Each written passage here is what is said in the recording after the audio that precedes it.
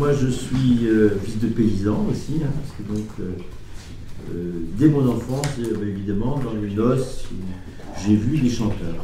J'ai vu dans toutes les noces, je voyais des chanteurs. Ma mère chantait.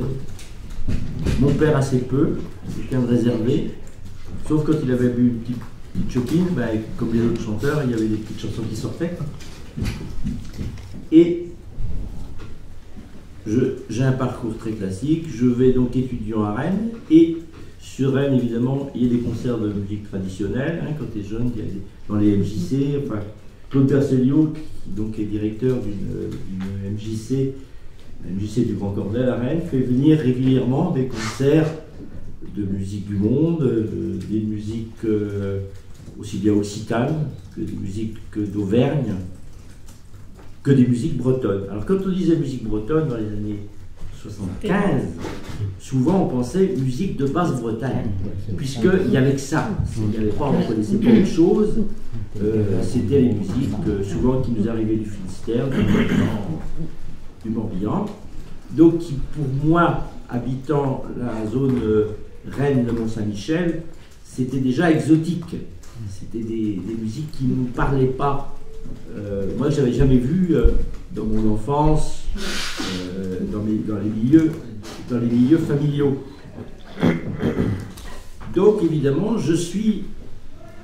quand j'écoute des concerts de musique traditionnelle, il y a souvent de l'accordéon diatonique. Je me dis, tiens, l'accordéon diatonique, ça m'intéresse. Je l'ai vu dans mon village, parce que j'avais encore vu des noces avec l'accordéon diatonique, ou à l'occasion des classes, on appelle ça les rassemblements des 20 ans, des 30 ans, des 40 ans, qui sont extrêmement populaires encore chez nous. J'avais vu quelle année ça?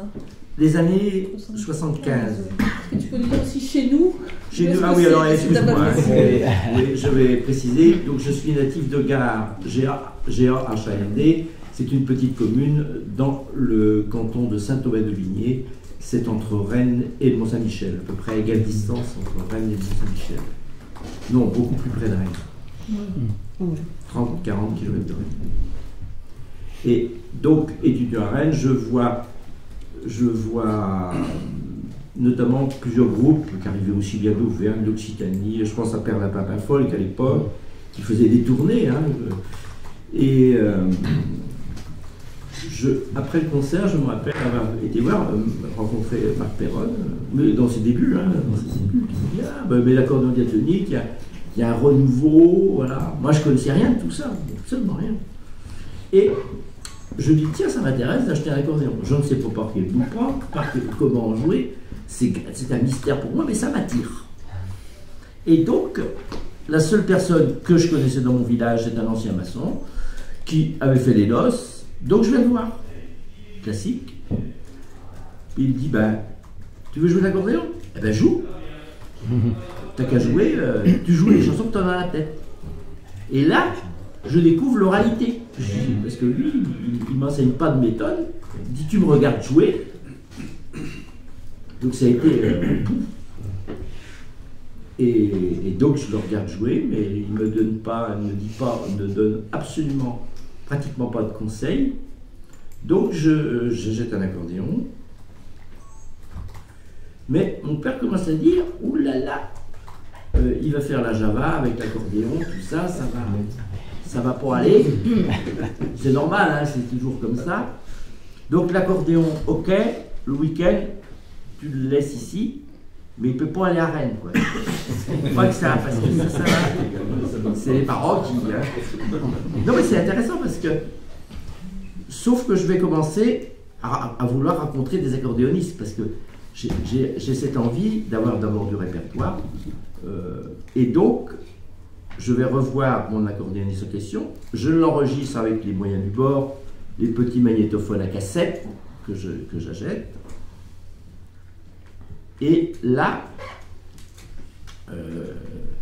je commence à avoir un petit peu de répertoire. Je commence à jouer quelques polkas très simples, poussés tirés, là, les premiers rudiments.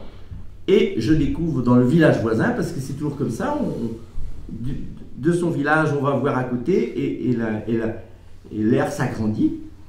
Je vais sur RC-Pré-Liffré, la commune voisine, où il y a des accordéonistes remarquables, qui ont un beau répertoire, qui jouent encore, qui ont l'occasion de jouer dans les clubs du 3e âge. Et donc là, c'est vraiment un choc, parce que c'est vraiment des virtuoses, hein. C'est vraiment des virtuoses que je vais enregistrer, et je vais avoir surtout l'occasion d'aller les voir en situation. Ça m'intéresse, parce que je vois les avant-deux. Alors là, je ne connaissais absolument rien à tout ça. Je vois des gens qui dansent, qui sautent, il y a toute une dynamique de danse qui était extraordinaire. Et donc là, je suis assez interloqué là-dessus. Et autour de moi, je fédère pas mal de gens, d'accordéonistes, de danseurs, une petite équipe qui va se constituer et qui va aussi jouer de l'accordéon diatonique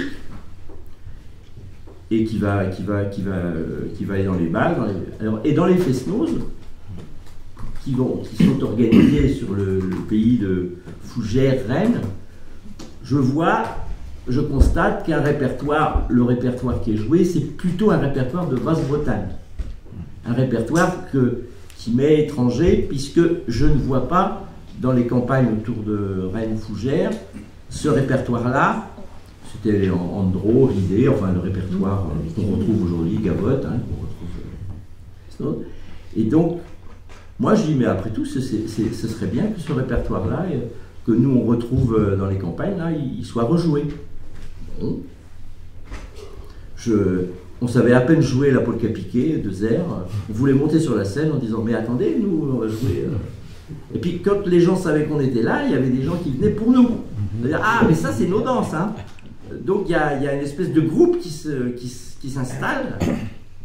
Et on va dans les fêtes, on essaie de se montrer, de continuer aussi des enquêtes. Alors il y a des accordéonistes qui viennent voir mon père dans la semaine, parce que l'accordéon, ça se sait très vite, le bouche à oreille dans la campagne. J'ai acheté un accordéon, un Honor de 1915, neuf. Et beaucoup de gens ont des vieux accordéons. Les musiciens retirés, comme on disait tout à l'heure. Donc ils viennent voir mon père dans la semaine, boire un coup. Il paraît que Pierrick a acheté un accordéon neuf. Et donc mon père me dit, tiens, il y a un tel qui est venu dans la semaine, il a essayé ton accordéon. Ah. Donc je retourne le voir. Et donc petit à petit s'installe à bouche à oreille. Alors, je me promène quand même, et je vais dans des zones un peu plus lointaines. Je vais dans le département voisin des Côtes d'Armor. Il y a une fête qui existe toujours, qui s'appelle la Cuite de Ridor. La Cuite de Ridor à Plémet. Et donc c'est une espèce de scène ouverte à l'époque, où il y a des chanteurs, des musiciens, des violonneux, des accordéonistes, qui alors tour à tour passent. J'écoute avec beaucoup d'attention tous les musiciens qui jouent. Je vois des accordéonistes, des chanteurs. Je retrouve quelquefois tiens, cette chanson-là, je l'ai entendue, mais pas pareil. Voilà. Et je vois un gars qui arrive avec son violon, en avant-deux. Ah, j'ai des avant-deux, ça tient moi, ça. Ça me sonne aux oreilles. Et qui sonne une série d'avant-deux. Ah, je dis, ces airs-là, ceux-là, je sais, ça. Et c'était Yves de France, qui lui avait fait des collectes un petit peu plus au nord que moi, puisqu'il a commencé sur Bazouges-la-Pérouse, le canton d'Entrain et tout ça. Et lui, il habitait à l'époque en Alsace. Il passait ses week-ends à venir par là. Et donc je le rencontre, puis il me dit, mais c'est formidable, parce que moi j'ai fait des collectes un petit peu plus au nord, 20-30 km autour de nord. C'est énorme, il y a plein de choses.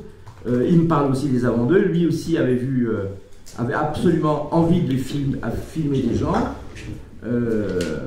Et lui, donc, il jouait du violon. Moi, j'avais rencontré aussi quelques accordéonistes, assez peu de violonneux, parce que là, nous, ils étaient déjà pratiquement décédés. Oui, ils étaient décédés, ou très âgés. Et donc, avec Yves de France, on souhaite, on se revoit, on échange on écoute nos collectages mutuels, et c'est vraiment très important parce qu'il va se créer une dynamique associative. Et donc il y a la création de la Bouèze, qui lance toute une dynamique associative importante. Et on essaye aussi de faire reconnaître ces cultures de Haute-Bretagne. Alors on s'aperçoit, le département, à l'époque, le ministère de la Culture, enfin toutes les institutions, un peu, on est très loin. Et ils nous rigolonnaient, quoi. Alors on décide d'aller voir chaque conseiller général du département d'Ille-et-Vilaine pour lui expliquer, parce qu'on envoyait des courriers, mais on n'avait quasiment pas de réponse. Donc d'aller avec un argumentaire. On s'était partagé le travail à plusieurs bénévoles de l'association La Bouèze, et d'aller voir les élus. Là, on est dans les années 75. On est dans les années 75-80. Non, la Bouèze est créée en 79. Ouais. Donc moi je commence dans les années 75 et en compte avec l'équipe de France, c'est peut-être les années 81. Je pense, oui. 79, 81. Moi j'avais déjà fait un travail de collègue, j'avais toute une équipe qui continuait. Et après, c'est posé la question. Donc la collecte a continué. Il y a eu la première. Encore une seconde. Cette démarche systématique auprès des conseillers généraux, c'est à quel moment? Et c'est pour leur demander quoi? Des sous C'est leur demander des sous. Ouais, c'est ça. C'est leur demander des sous, bien sûr. Et aussi une reconnaissance. Oui, je pense que il y avait les deux. Et donc on avait bâti un argumentaire, et chaque conseiller, la plupart des conseillers généraux du département d'Ille-et-Vilaine ont été rencontrés physiquement. Ça nous a permis de commencer à avoir une petite reconnaissance, très petite, a fallu du temps. Et quand arrivait la gauche au pouvoir, 81, 82, il y a eu des réflexions sur l'enseignement des musiques traditionnelles, comment enseigner des musiques qui ne s'enseignent pas, de tradition orale. C'était des grosses questions qu'on s'est posées, qu'on continue d'ailleurs de se poser. Et donc il y a eu un vrai travail de réflexion sur comment enseigner ces musiques-là. C'est des réflexions qui continuent. Le mot de la fin, peut-être? Oui, mot de la fin. On a été, je pense, il y a un révélateur d'une culture, d'un monde parallèle. J'en revois le mot de Denis.